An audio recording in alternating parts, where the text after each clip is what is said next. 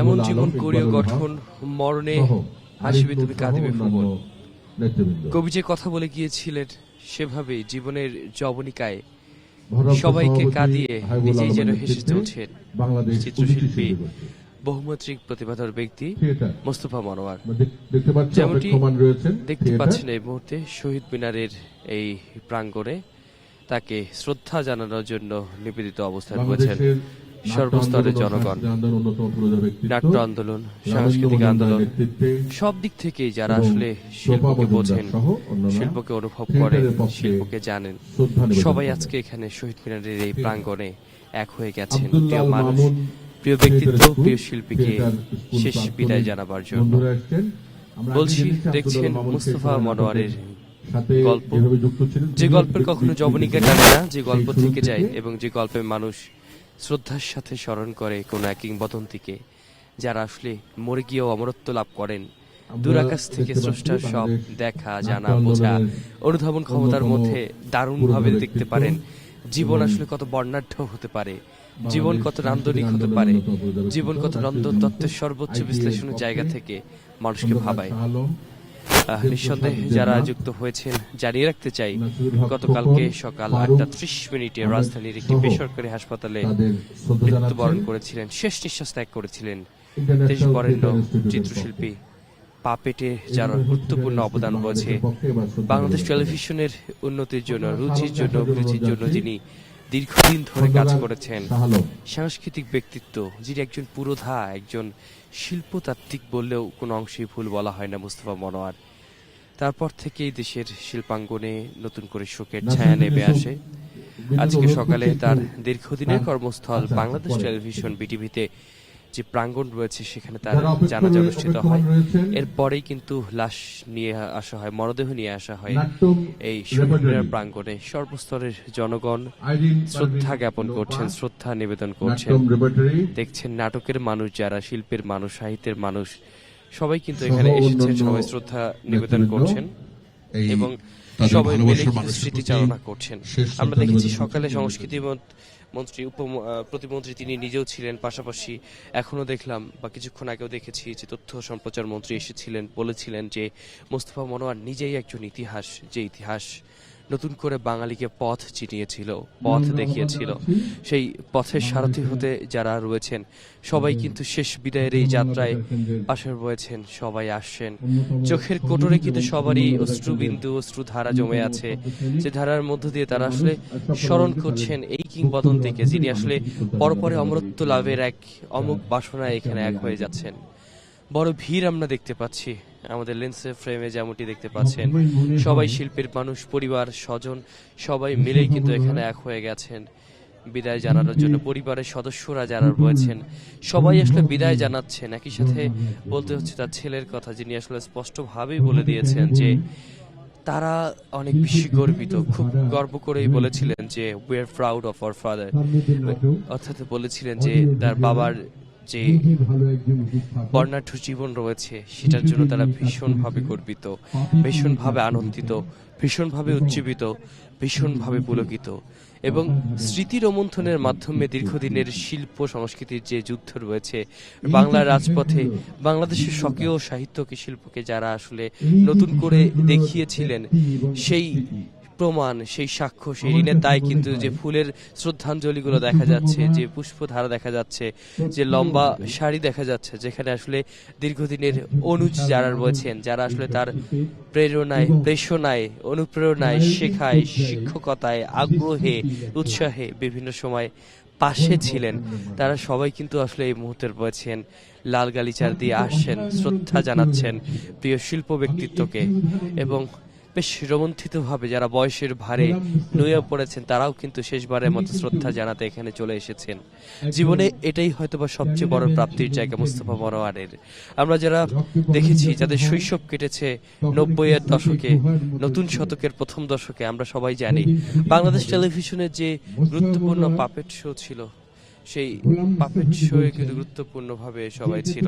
এবং একই সাথে জানিয়ে রাখতে চাই, সেই মানুষটাকে হয়তো আপনারা দেখতে পাচ্ছেন তার দীর্ঘদিনের সঙ্গীর সাথে, যার সাথে জীবনে গুরুত্বপূর্ণ গল্প লেখা আছে, তিনিও কিন্তু বেশ নিথরভাবে বসে আছেন, তাকিয়ে আছেন, হয়তোবা রোমন্থনে স্মৃতির ক্যানভাসে সেই সময়টাকে স্মরণ করছেন। যে মানুষটাকে পুরো দেশ চেনে, যে মানুষটাকে পুরো দেশ দেখে আনন্দিত হয়, সেই মানুষটা যে তার নিজের সাথে জড়িয়ে, সে মানুষটা তার একান্তই নিজের নয়, পুরো বাংলাদেশের, পুরো বিশ্বের যেখানেই বাঙালিরা আছে, যেখানেই শিল্পীরা আছে, যেখানে বাংলা সাহিত্য রয়েছে, যেখানে বাংলা অঙ্কন রয়েছে, যেখানে গল্প রয়েছে, সবকিছুর মধ্যে কিন্তু তার দুর্দান্ত একটা পদচারণা আছে। সেই পদচারণার গল্প কিন্তু আমরা সবাই জানি এবং সবাই স্মৃতিচারণা করছেন। জানিয়ে রাখতে চাই, কিছুক্ষণ পরেই এখান থেকে গার্ড অব অনারের একটি বিষয় বলা হয়েছে। এরপর ঢাকা বিশ্ববিদ্যালয় কেন্দ্রীয় মসজিদে তার মরদেহ নিয়ে যাওয়া হবে। সেখানে আবারও জানাজার পরে বনানীতে চিরনিদ্রায় শায়িত হবেন। অনেক শিল্পবোধ থাকে, নাট্য ব্যক্তিত্বকে আমরা দেখেছি যারা এসেছেন। মামুনুর রশিদ এসেছিলেন, শিল্পকলা একাডেমির মহাপরিচালক এসেছিলেন, সংস্কৃতির প্রতিমন্ত্রী এসেছিলেন, সবাই স্মৃতিচারণা করেছিলেন। বাংলাদেশে 80-র দশকে, 80-এর দশকে যে সাংস্কৃতিক আন্দোলন শুরু হয়েছিল, তার অন্যতম পুরোধা ছিলেন এই মুস্তফা মনোয়ার। আমরা দেখেছি গণনাট্যের ক্ষেত্রেও তার গুরুত্বপূর্ণ ভূমিকা ছিল, চিত্রশিল্প আঁকতেন এবং এই যে লাল সবুজের পতাকা যেভাবে আসলে তার মরদেহের উপর রাখা হয়েছে এবং তিনি যেভাবে পুরো বাংলাদেশটাকে ধারণ করেছিলেন, তার একটা সাক্ষ্য এবং নিদর্শন কিন্তু আমরা এই মুহূর্তে দেখতে পাচ্ছি এই শহীদ মিনার প্রাঙ্গণে। শ্রদ্ধা নিবেদন করছে নাগরিক নাট্য সম্প্রদায়, যারা বলতে হয় নাগরিক নাট্য সম্প্রদায়ের কথা বললেই বলতে হয় নাগরিক আন্দোলন, নাগরিক ক্লান্তি, নাগরিক জীবনের হতাশা, ক্লান্তি, দুর্দশার মাঝেও দেশকে ভালোবাসা, সমাজকে ভালোবাসার যে দুর্দান্ত প্রেষণা, সেটি কিন্তু তার জীবনকে দারুণভাবে শিখিয়েছিলেন। সেই শেখা, জানা, উপলব্ধি কিংবা অনুধাবনের যে জায়গা রয়েছে, সেখান থেকে এক পুনর্দস্তু শিল্পীরও হচ্ছেন এই মানুষটি। এবং এই যে এতগুলো পুষ্প দেখা যাচ্ছে, সেটি একই সাথে তিনি যেহেতু চারুশিল্পের সাথে নিবিড়ভাবে জড়িয়েছিলেন, গুরুত্বপূর্ণ সংগঠন সনরের পক্ষ থেকে তাকে শ্রদ্ধা জানানো হচ্ছে। এই যে ঢাকা শহরের বিভিন্ন গলিকুপচি, মোড় বদল, বিভিন্ন জায়গায় যে বিভিন্ন স্থাপনা রয়েছে, সেখানেও তো তার গুরুত্বপূর্ণ অবদান রয়েছে, পাপেট শিল্পে অবদান রয়েছে। বাংলাদেশ টেলিভিশনের গুরুত্বপূর্ণ অনুষ্ঠানগুলো থেকে শুরু করে সব জায়গায় তার গুরুত্বপূর্ণ অবদান রয়েছে। অবদানের কথা বলতে গেলে প্রাপ্তি অপ্রাপ্তির হিসেবকে গুছিয়ে দিয়ে মুস্তফা মনোহর ছিলেন পুরন্দস্তুর একজন পুরোধা, যার গল্পে বাঙালিরা গর্বিত হয়েছে, যার দেখানো পাপেট শোতে বাঙালিরা পথ চিনেছে, যেখানে অর্থ নিহিতার্থের মাঝে বাঙালিরা খুঁজে পেয়েছে এক নতুন চেতনা, নতুন প্রেষণা, নতুন উজ্জীবনী শক্তি, নতুন উন্মাদনা। এতে যারা ছবি তুলছেন, যারা ধারণ করছেন, যারা দেখাচ্ছেন, সবার মাঝেই একটা রোমন্থনের ইতিহাস আমরা দেখছি। বাংলাদেশ টেলিভিশন বিটিভির যে মহাপরিচালক, তার সাথে আমরা কথা বলেছিলাম, তিনিও স্পষ্টভাবেই বলেছিলেন এই ক্ষতি অপূরণীয়। এই পথ, যে পথ দেখিয়েছেন, যে পাথেও তিনি রেখে গেছেন, সেই পাথেও বাঙালিকে নতুন করে স্বপ্ন দেখাবে। সমাজকে অনেক কিছু দিয়ে গেছেন, যে দেওয়া, যে নেয়া, যে হিসেবের পাল্লা আসলে অসীম, এবং সেই অসীমের পথেই পা বাড়ালেন শিল্পী মুস্তফা মনোয়ার। সেই বাউল ভাইয়ের গল্প কিংবা বিটিভিতে যে নিয়মিত যে পাপেট শো হতো, মনের কথায় তিনি যে কথাগুলো বলে গেছেন, সেই কথা কিন্তু আজকে সবার মনের ক্যানভাসে আমরা নতুন করে দেখছি, ছুঁয়ে যাচ্ছে। এবং একজন মানুষ যখন জীবনের যবনিকা টেনে যান, একজন মানুষের জীবন যখন নির্দিষ্ট একটা জায়গায় পূর্ণচ্ছেদ দেয়, তখন থেকেও যে অসীমের দিকে পথ বাড়ানো যায়, সেই বিষয়, সেটি কিন্তু আমরা এখন পর্যন্ত দেখছি সবাই কিভাবে রোমন্থনের সাথে এক হয়ে গেছেন, একাত্ম হয়ে গেছেন। তার পরিবার স্বজনরা রয়েছেন, আমরা দেখছিলাম তার সন্তান রয়েছেন, নাতনি রয়েছেন, সবাই কিন্তু এখানে বড় সময় ধরে রয়েছেন।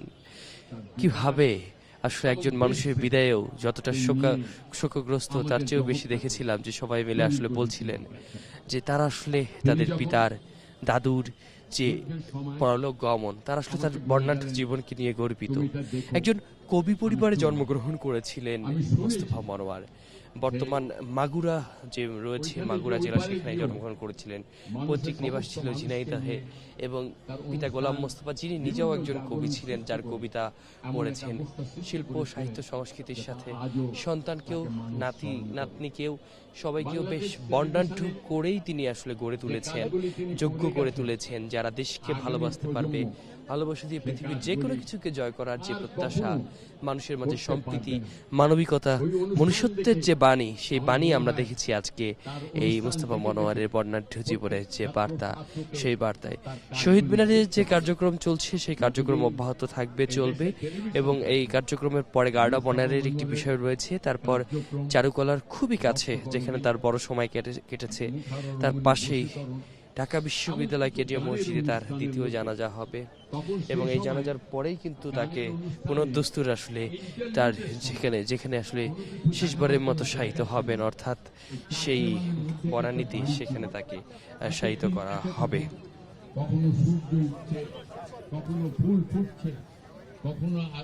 আমরা আসলে পরবর্তীতে যখন যুক্ত হব সেই সময়টায় আমরা আসলে অবশ্যই আপনাদেরকে জানানোর চেষ্টা করব তার বর্ণাঢ্য জীবন এবং শেষ যাত্রার যে মহাসমারোহ, যে রথ, যে ভালোবাসার রথে চড়ে তিনি আসলে চিরবিদায় নিচ্ছেন, যে রথে চড়ে তিনি আসলে চলে যাচ্ছেন দূর লোকে, পরলোকে, দূর আকাশে তারা হয়ে তিনি যখন দেখবেন বাঙালির অগ্রযাত্রাকে, তার রেখে যাওয়া কল্পিত স্বপ্নকে, সেই যাত্রায় যারা আসলে সারথি হয়েছেন, এই লাল গালিচায় দীর্ঘ অপেক্ষায় যারা আসলে তাকে শেষ বিদায় জানাচ্ছেন, সেই গল্পগুলো হয়তো বা পরবর্তীতে আরো বিস্তারিতভাবে আমরা জানাতে পারবো। তবে আমরা আসলে এখান থেকেই বিদায় নিতে যাচ্ছি, শেষ করতে যাচ্ছি। অবশ্যই আমরা পরবর্তীতে যুক্ত হলে আমরা আরো দেখাতে পারবো, জানাতে পারবো তার শেষ বিদায়ী যাত্রার অনেক কিছু। আমি বলতে গেলে শেষ হবে না।